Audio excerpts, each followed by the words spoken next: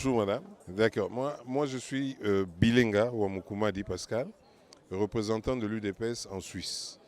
Je suis venu parce que nous avions cru en l'appel du chef de l'État. C'est pour ça que nous sommes venus. Nous sommes venus pour lui apporter une expertise, une nouvelle expertise et un haut niveau d'éthique dans la gestion de la chose publique.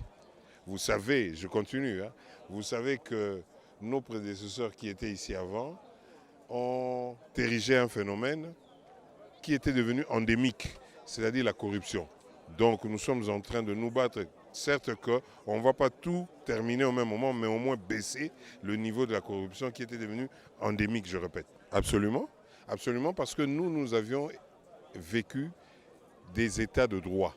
Nous vivons dans des états où on respecte l'homme, on respecte l'environnement, on a la notion de la gestion concernant la chose publique. C'est proverbial. Hein? En Suisse, par exemple, où je suis, moi, à Genève, la gestion de la chose publique, c'est vraiment une chose qu'on ne s'amuse pas avec. Ils ne sont pas plus congolais que moi. Je suis natif de Kinshasa. Je suis né à Mamayemo. À l'époque, c'était l'hôpital général. Mais écoutez, moi, j'aimerais qu'on puisse se mettre d'accord. Est-ce que le fait d'avaler le gaz lacrymogène donne la capacité à un individu quelconque de bien gérer la cité? Et il faut une formation pour ça. Et nous avons l'expertise et la formation pour ça. Mais c'est bien, nous sommes venus parce que pourquoi? Parce que nous avons cru à l'appel du chef de l'État. Pourquoi? Parce qu'il est de la même école que nous, l'école Tshisekedi. Et nous avons confiance en lui. Parce qu'il a des valeurs que son papa nous a léguées, donc M. Tshisekedi Etienne. Et encore, nous avions fui la dictature de Mobutu, de Kabila père et de Kabila qui vient de partir. Mais nous étions partis faire un travail parce que si tout le monde était ici, on n'allait pas mobiliser la communauté internationale sur ce qui s'est passé ici. Ça, c'est le travail que nous, on a fait à l'extérieur. À l'extérieur, on a mobilisé la communauté internationale concernant le non-respect du droit de l'homme ici sur place. Voilà. C'est pour ça que nous rentrons maintenant pour conjuguer nos efforts ensemble avec ceux qui sont consciencieux pour mener au devant la vision du chef de l'État. Mais absolument. C'est pour ça que je répète que nous sommes de l'école de Tshisekedi. Je ne sais pas si vous connaissez Tshisekedi Etienne. C'était un homme qui incarnait des valeurs. Il nous a légué ces valeurs dans la même école que son fils. Donc, nous sommes obligés de changer les choses dans ce pays parce que nous avons lutté pour ça. Si il n'en était pas question, on serait déjà revenu avec les Kabila parce que la plupart de nos amis sont là. Ils ont travaillé avec Kabila, vous voyez le résultat. Donc nous avons lutté avec acharnement pour le changement de ce pays. C'est pour ça que maintenant, nous pensons que nous pouvons retourner. Non mais madame, vous savez, nous sommes des démocrates. En démocratie, quand il y a un pouvoir, il faut qu'il y ait un contre-pouvoir. Mais il ne faut pas que ce soit un acharnement à un individu ou à une personnalité comme ça se fait avec le président actuel, son Excellence Félix Antoine Tshisekedi. Parce que, vous savez, il y a un principe qui dit « La critique est aisée, mais l'art est complexe ». Vous comprenez? Critiquer, c'est facile, mais faire, c'est difficile. On peut bien critiquer, mais il faut que ça soit fondé. Mais si c'est fait sans objectivité, ça devient de l'acharnement. Mais les résultats sont là. Qui aurait pu imaginer hier encore que l'enseignement pouvait être gratuit dans notre pays? Maintenant, c'est une réalité, vous êtes d'accord avec moi. Et vous conviendrez avec moi encore qu'au Trésor public, il y a des excédents. Ça veut dire qu'il y a une amélioration. Non, non, non. Donc c'est son droit, ce monsieur. C'est pour ça que nous avons lutté. Ou mais de dire ce qu'il dit. Vous savez, au début, vous m'avez dit, vous n'aimez pas citer le nom. Vous savez, les grands esprits ne citent pas les noms des gens, ils parlent des principes. Moi, je suis de votre avis, je ne citerai pas le nom. Mais c'est un Congolais. Il peut dire ce qu'il veut, mais il faut que ça soit fondé. Si ce n'est pas fondé, il est patent que celui qui le suit ou qui l'entend est du même niveau que lui. parce qu'il ne saura pas étayer ses propos. Donc voilà, ça c'est des balivernes. Et déchirer les drapeaux, ça dépend de qui le fait et pourquoi il le fait. Ça fait partie du civisme.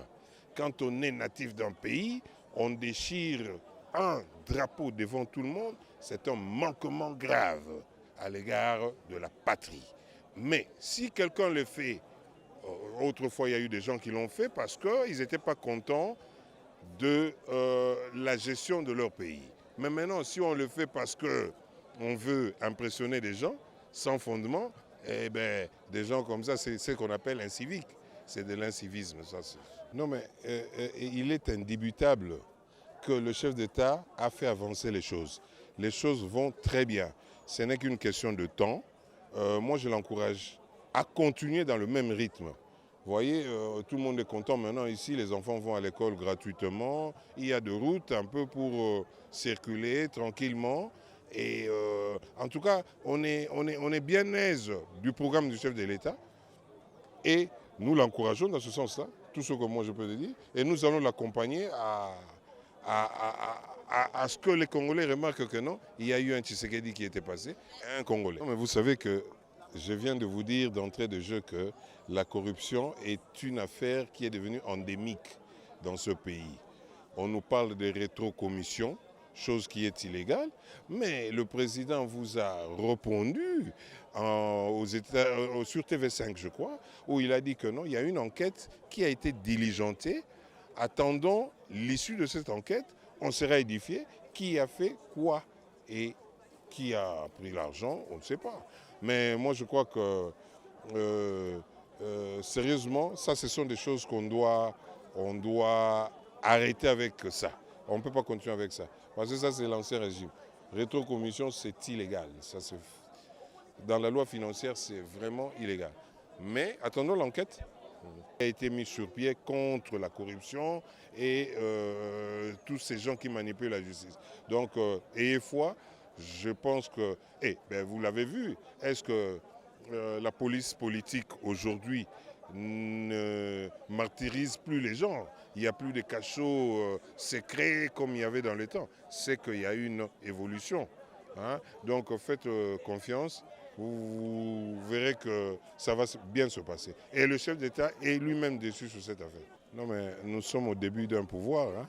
Tout pouvoir qui débute, il y a toujours des lacunes, mais nous allons améliorer ça. D'ailleurs, il y a beaucoup de choses qui sont en train de se faire. Vous verrez que maintenant, ça s'est un peu calmé. Les communications ne se font plus comme ça se faisait au début. Hein. Mais c'est normal, il y avait un peu de l'amateurisme, mais ils sont en train de se faire recycler. Vous verrez les résultats. Hein. Non, mais moi, je ne suis pas conseiller. Hein. Mais je vous rétorque la question. Est-ce que vous êtes sûr vous êtes journaliste, il y a la déontologie journalistique. Allez investiguer. Hein. Vous verrez que tout le monde ne sont pas des amis du chef de l'État. Je vous donne, tout à l'heure, vous étiez à la matinée, là, politique. Il y en a un qui est médecin, je ne sais pas où on l'a présenté, là. Il est conseiller du chef de l'État. Son nom m'échappe un peu, mais il est médecin, là, quelque part. Il est d'ici. Il y en a 2, 3, 4, 5 qui sont d'ici. Hein. De l'Europe. Non. Là, nous sommes en train de faire de l'amateurisme. Allez investiguer et puis nous allons en discuter quand vous finirez votre investigation. Bon, un mot de la fin. Nous sommes très contents de ce qui se passe maintenant au Congo. Les gens reprennent quand même conscience. On voit beaucoup d'améliorations dans ce qui se passe. Nous allons essayer de sensibiliser les gens à travers vous, pour qu'il y ait vraiment un changement, qu'on voit que l'homme congolais est un homme nouveau, refait, et un homme stable dans son quotidien, dans son patriotisme. Voilà, merci. Ça doit se faire comme ça. Ils doivent s'aligner, ceux qui ont été nommés ministres. Ils ne sont pas plus ministrables que tous les combattants de l'UDPS, sauf qu'ils étaient au bon moment. Et voilà, ils ont eu la chance d'être ministres. Maintenant, il faut aussi que les combattants de l'UDPS puissent en bénéficier parce qu'ils ont combattu. C'est grâce à ces combattants qui sont là aujourd'hui comme ministres. Écoutez, vous savez, madame, je vais vous dire une chose. Vous savez que le poste de ministre, souvent c'est un poste, comme on dit, intuito personae. Ce n'est pas un poste technique. Un ministre, c'est celui qui est là pour mener la vision du chef de l'État et peut avoir un assistant plus compétent. Donc, quand on descendra plus bas, des postes de conseiller principal, il ne faut pas une technicité, hein. Il ne faut pas être docteur en droit. Il faut quand même savoir rédiger. Moi, je pense que la plupart des gens, ils sont là, ils savent rédiger des lettres et tout ça. Avoir un niveau minimum.